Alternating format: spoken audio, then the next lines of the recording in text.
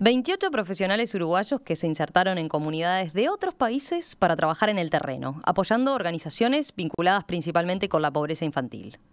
Por otro lado, 22 profesionales extranjeros que se han radicado en nuestro país con igual objetivo.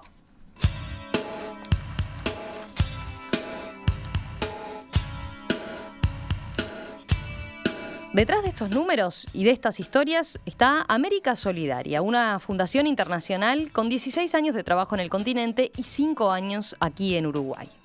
La fundación busca unir a la región a través de la solidaridad.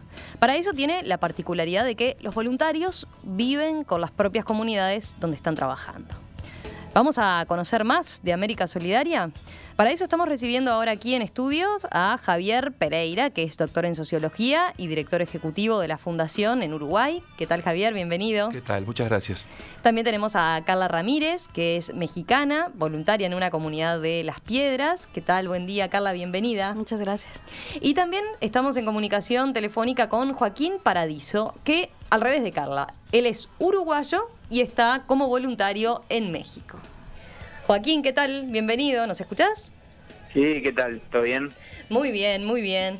Bueno, Javier, empecemos contigo, un poco la idea general. A ver, ¿cómo definirías a América Solidaria y cómo Uruguay se suma a esta organización internacional? Yo la definiría como una fundación de nueva generación, una fundación que busca hermanar a los países del continente a través de la solidaridad. En definitiva, hoy en este mundo tan globalizado, donde se globaliza el mundo de los negocios, las empresas construyen alianzas, hace 16 años surgió la idea de por qué no construir una red entre los países que promueva la globalización, que promueva la integración social, pero ya no desde los negocios, que promueva la integración del continente desde la solidaridad. Y así nace en realidad en Chile, con un grupo de profesionales que se querían comprometer con la realidad haitiana, en ese momento uno de los países más prósperos y uno de los países más pobres del continente, y rápidamente la idea se expande. ¿Y por qué no otros países? Y ahí te enganchaste tú, y ahí me enganché yo. Con un grupo de amigos en realidad dijimos, ¿por qué no traer a América Solidaria a Uruguay? Ya tenían como 10 años de historia la fundación, pero nos parecía que estaba bueno traer ese modelo a Uruguay. Porque es verdad que en Uruguay somos poco latinoamericanos, ¿no? Y a veces miramos más a Europa, y nos parecía que estaba bueno, sobre todo en un contexto con la inmigración también naciendo, poder traer profesionales de otros países al Uruguay que nos hablen otros acentos, que nos traigan otras miradas, y también, ¿por qué no como uruguayos, como profesionales uruguayos, comprometernos con otros contextos y con otras realidades? Así que por eso, por lo que estás adelantando, ya es como que tiene varias puntas particulares este proyecto, ¿no? Primero, estamos hablando de profesionales que quieran aportar su conocimiento, ¿no?, para trabajar en determinados proyectos, acá en Uruguay o en el exterior, como en el caso de Joaquín. Y después también, yo lo mencionaba recién, ¿no?, profesionales que no solo vengan a dejar su conocimiento, sino que realmente se genere un involucramiento muy cercano con la comunidad, ¿no? Carla, por ejemplo, está viviendo en la comunidad en la que está trabajando. Exacto, exacto. Yo creo que hay un elemento como diferenciador del modelo de América Solidaria, y es que se mira hacia las situaciones de vulnerabilidad y de pobreza no solo desde una dimensión del tener, sino que también las realidades se transforman en la medida que uno se implique y se haga parte de la comunidad. Y obviamente en eso también se transforma uno, ¿no? Ahí claro. Tenemos como un lema fuerte, que es lo que transforma, es ese encuentro entre realidades distintas. Ahora, ese es un elemento. El otro elemento diferenciador es que nosotros no trabajamos solos. Suelen ser proyectos que los hacemos en alianza con una organización que está en el territorio. Entonces, por ejemplo, el proyecto en el que está Carla es en alianza con una organización en Las Piedras que se llama La Huella. La Huella. Y lo que nos ponemos de acuerdo es en un proyecto. Esa organización, por ejemplo, recibe voluntarios que vienen por un año. Esos voluntarios, después que terminan su año de servicio, se vuelven. Pero después vienen otros. Y al cabo de un periodo, que generalmente son unos 3 años, apostamos a que quede instalada una determinada capacidad. Entonces, América Solidaria no aspira a perpetuarse en el territorio en forma indefinida, sino que busca desarrollar una capacidad en la comunidad, en los equipos educativos, de tal manera que después ese proyecto pueda seguir por sí solo. Pero son entonces proyectos, digamos, a largo plazo.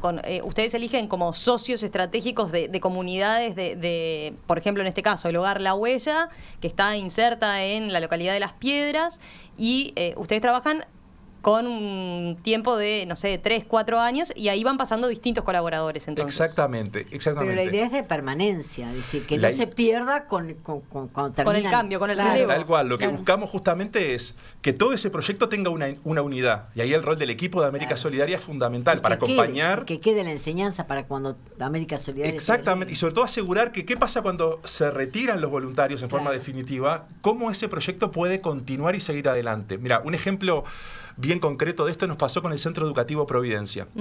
Con ellos ya cerramos el proyecto, pero durante 3 años trabajamos juntos para dejar armado un espacio orientado al apoyo a la inserción laboral de los jóvenes del barrio. Hasta ese momento el Centro Educativo Providencia lo venía haciendo, pero en la alianza con América Solidaria durante 3 años fuimos trabajando en esta línea, y al día de hoy en la organización quedó un proyecto con foco puesto en cómo apoyar a la inserción laboral de los jóvenes. Ese es un poco nuestro modelo de trabajo. Obviamente que en el camino se da toda una experiencia de transformación personal, de aprendizajes. No es fácil dejar las comodidades a veces del lugar de origen. Claro. Suele ser un voluntariado que desafía mucho, nos desafía mucho a todos, pero en especial a los voluntarios. Nosotros hablamos mucho de un concepto en América Solidaria que es el abajamiento. Hay que abajarse, hacerse uno con la comunidad, y eso no es fácil, no es fácil. Carla, contanos a ver un poco de tu experiencia. Carla es pedagoga, tiene 24 años y, como yo decía recién, es mexicana. ¿Qué fue lo que te llevó a unirte a América Solidaria y a decidir, bueno, con solo 24 años, estando recibida, viajar para ayudar? Un montón de cosas, en realidad, como que cuando yo conozco América Solidaria, y bueno, tú te acercas a la fundación por páginas, en realidad yo vi un cartel en un intercambio que hice a Chile, que en Chile es como que América Solidaria es mucho más conocido que acá, pero en ese momento yo no tenía la carrera terminada. Cuando termino la carrera, y yo estaba como eso, recién egresada con todas las ganas de empezar a hacer pedagogía, yo me sentí como muy identificada con la fundación por su propósito, en realidad, porque cuando tú escuchas que la misión de América Solidaria es superar la pobreza infantil, es como un problema súper fuerte, no sé, como sentir que yo podía participar en un programa que tiene el objetivo de erradicar un problema que nos impacta a todos como continente. Eso me hace como sentir que la fundación y yo teníamos algo en común. Y era como un doble desafío también, supongo, porque era poner tu experiencia y también salir de tu país. Claro. Y a bajarse. Y a bajar, que en realidad ahí, no sé, yo creo que ser profesional para nada te hace como tener más altura que los otros. Esa es mi percepción.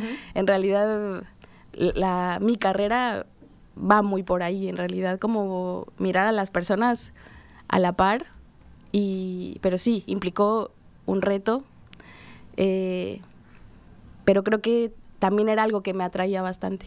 Pero tú vivís en la huella, yo conozco la huella, y cuando hablo a bajar es porque las condiciones de vida en la huella son las estrictamente necesarias. No sé cómo vivías tú en México, pero si estás viviendo allí, claro, supongo que alguna que otra necesidad debe estar pasando. Contanos de la huella. A ver, día a día. Muchos oyentes lo tienen asociado por la obra de Perico Pérez Aguirre también, ¿no? Que fue uno de los impulsores del lugar. Por supuesto. Hoy en día, ¿cómo es el día a día en la huella? Bueno, la huella ha crecido un montón. O sea, claro, empezó siendo el hogar con una historia como muy... no sé, como muy de vivir en comunidad, y se ha ido transformando a lo largo de los años. Ahora ya cuenta con un CAIF, con un club de niños, con un SOCAT. Entonces la huella es como todo un universo, como que es un espacio muy lindo, muy verde, como con mucha tranquilidad, pero también con mucha actividad. Pasan un montón de cosas ahí todos los días. Hay muchos niños, hay muchos adultos también trabajando ahí y jóvenes, y de todo habemos ahí.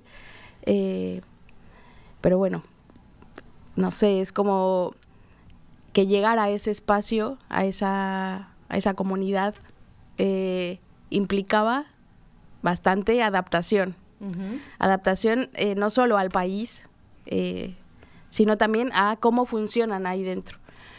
Por ejemplo, en el hogar, claro que tienen como una dinámica muy, muy propia, ellos son una familia, claro. Y es como que llegar a la casa de alguien, hola, buenas tardes, vengo un poco como a compartir, a ofrecer, a aprender con ustedes. Y a vivir con ustedes. A vivir con ustedes, y es todo un proceso en realidad de adaptación, pero la verdad es que todas las personas que están ahí te reciben con los brazos abiertos, y no hay nada, para mí como pedagoga y como persona, como poder trabajar y convivir tan directamente con los chicos, claro. Como que te abran la puerta de su casa, de su salón, de todos los espacios que te abren, es súper enriquecedor. Tu proyecto se llama concretamente A Jugar Aprendemos Juntos. ¿En qué consiste? En el día a día, sí, ¿cuál es tu tarea en el día a día?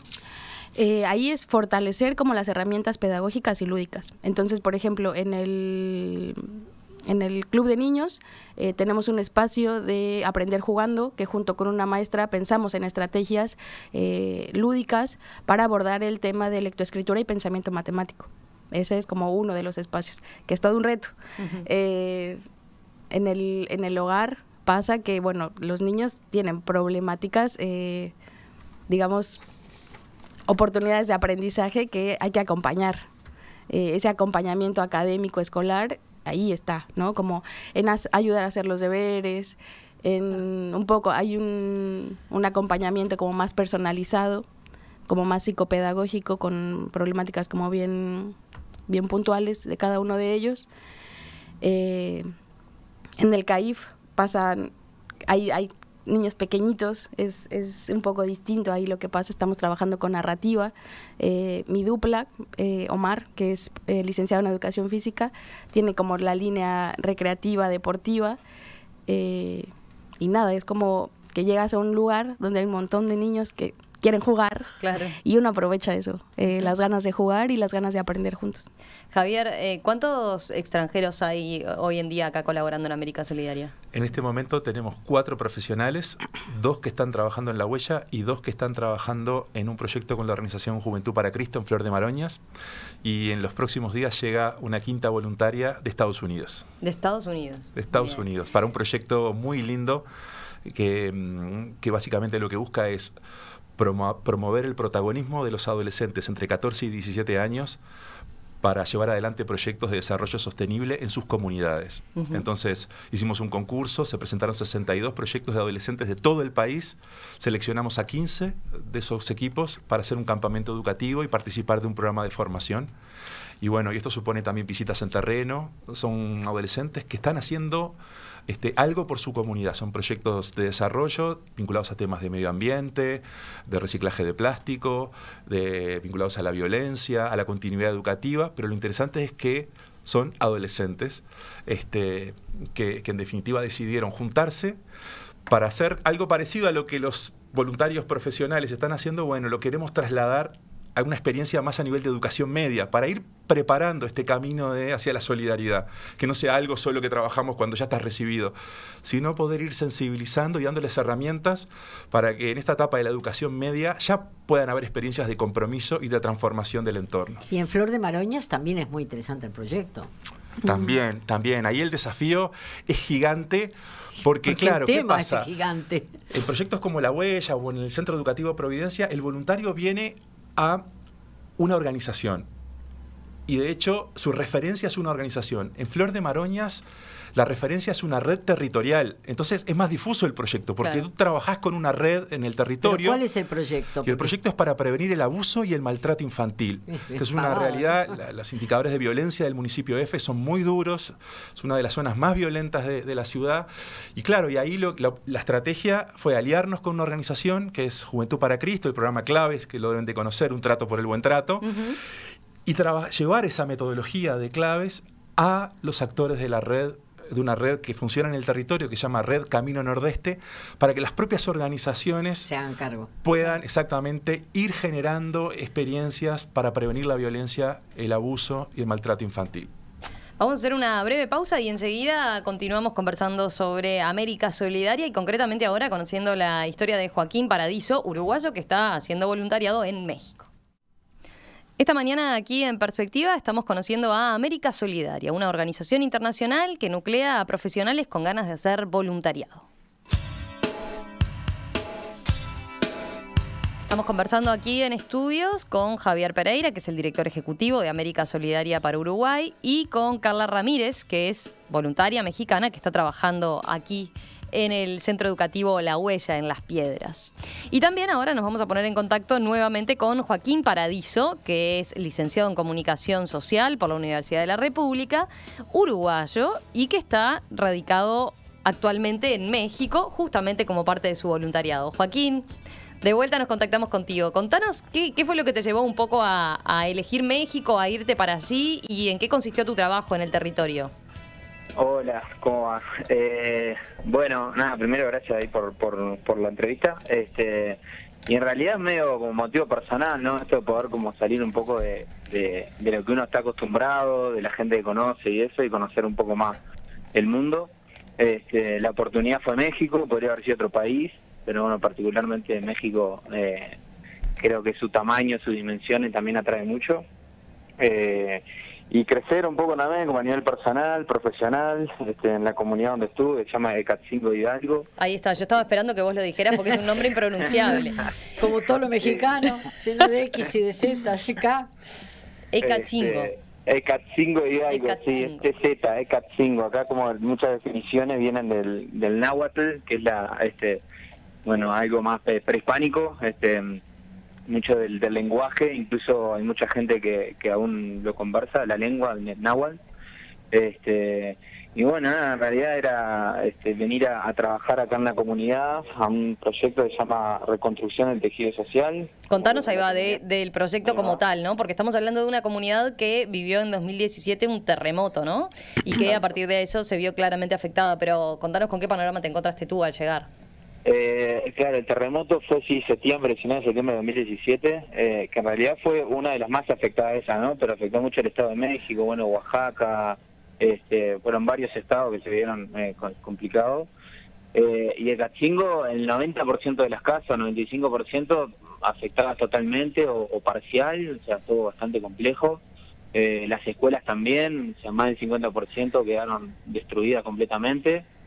Entonces la idea era, bueno, más de allá de aportar desde la organización con la que estamos trabajando, ¿viste? Como explicó Javier, esto de aliarse con una organización que es nuestro socio territorial, en este caso era Telar Social, que ya venía trabajando desde el día después del sismo, eso fue en septiembre, y América Solidaria llega con el proyecto en abril del 2018, con la intención de aportar más desde lo educativo, ¿no? ¿Tu tarea en el día a día en qué consistía? Claro, ahí se empieza los primeros meses, por ejemplo, hicimos una especie de diagnóstico también para saber dónde estamos parados, ¿no? Uno puede llegar con toda la mejor intención y eso, pero lo que es la cuestión más social y el choque cultural es complejo, ¿no? Esto de estar viviendo también en la comunidad, que te vayan conociendo. ¿Y cómo te recibieron? Bien, divino. Al principio cuesta un poquito, muchas cosas, pero después bien. La gente muy entusiasmada también de estar ahí, como que te preguntan del país, del mate, obviamente, andar con el mate para arriba y para abajo. Además es un pueblito muy de montaña, hay un volcán muy cerca, el Popocatépetl, que es un volcán que está activo. Entonces, bueno, muy pintoresco el lugar, muy lindo. ¿Qué tan golpeados o afectados estaban por el terremoto en sí? ¿Cómo impactó como secuela también para lo que es la sociedad la gente, y esa comunidad, ¿no? Pensando en tu tarea, ¿no? Lo que nos dijiste, ir a reconstruir ese tejido social. Mirá, cuando empezamos a hacer el diagnóstico había como ciertas líneas a trabajar y uno a medida que va conociendo como que va entendiendo un poco más capaz algunas cosas que no estaban a simple vista, ¿no? Y ahí salieron un par de líneas de trabajo que fueron las que profundizamos un poco más, que fue desde el trabajo con maestra de preescolar, por ejemplo. Estamos hablando de que eso fue en septiembre y ponerle que en septiembre del otro año muchas de las escuelas primarias no tenían la escuela reconstruida, ¿no? O sea, todavía estaban en lugares provisorios.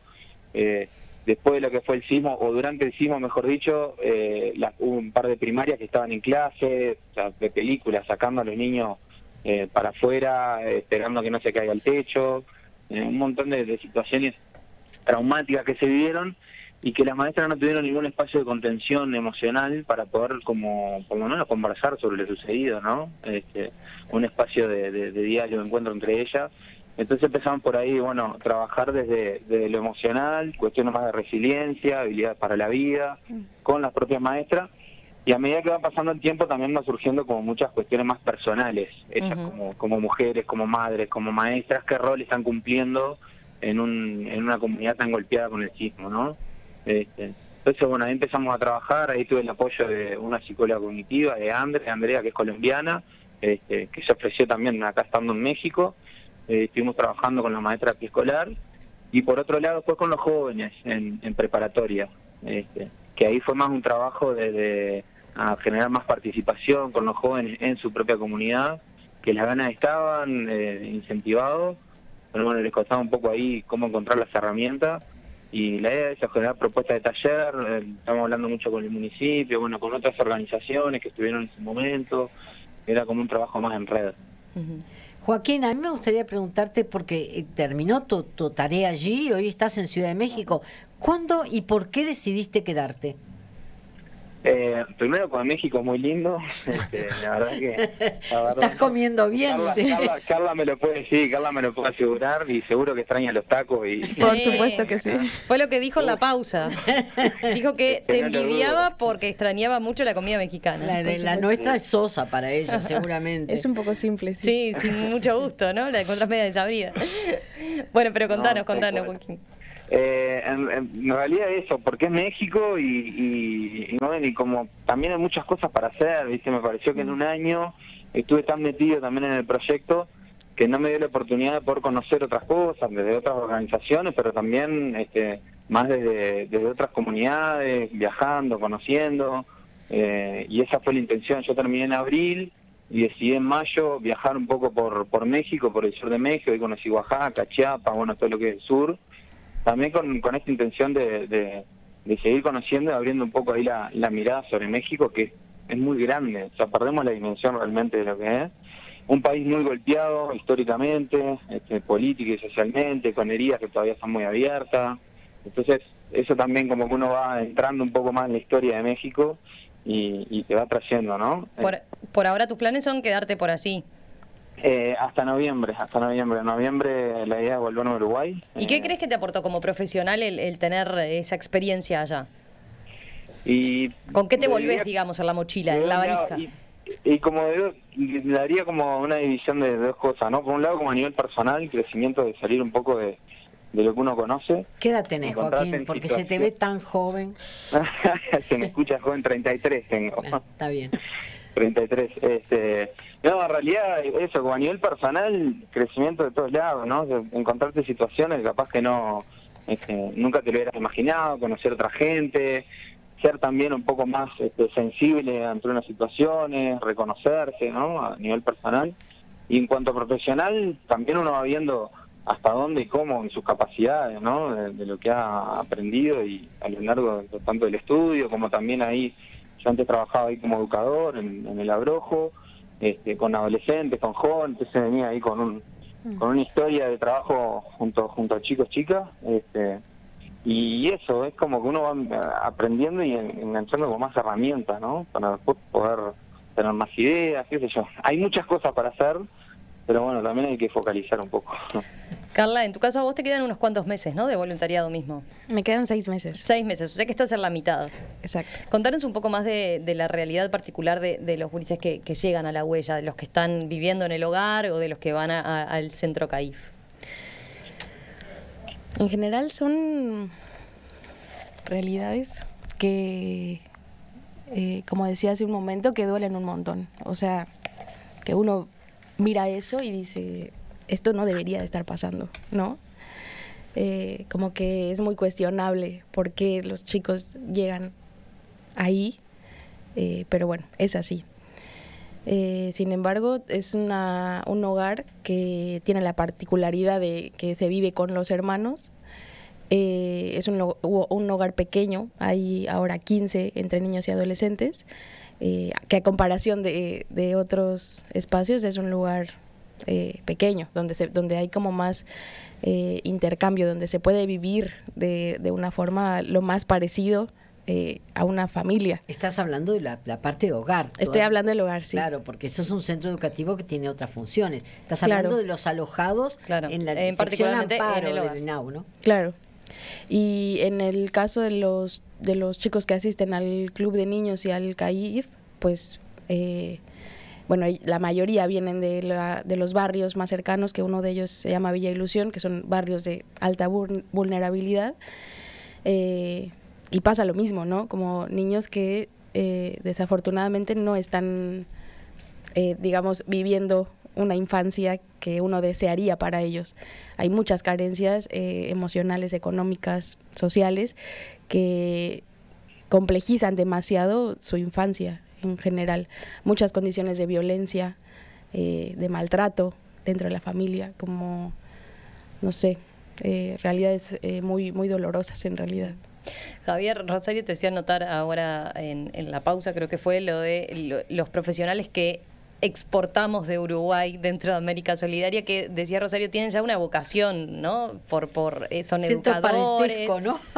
¿no? Siento parentesco. Concretamente, ¿de qué profesiones han salido voluntarios uruguayos? Sí, te diría que en estos casi 5 años que llevamos enviando voluntarios, han habido de un montón de profesiones diversas, pero si tuviera que decirte la gran mayoría, te diría como capaz que el 80% se concentran en profesiones vinculadas al ámbito de la educación, distintas versiones, pero vinculadas al mundo educativo, así como, por ejemplo, Carla es pedagoga, y después otro gran grupo de profesiones vinculadas a lo social.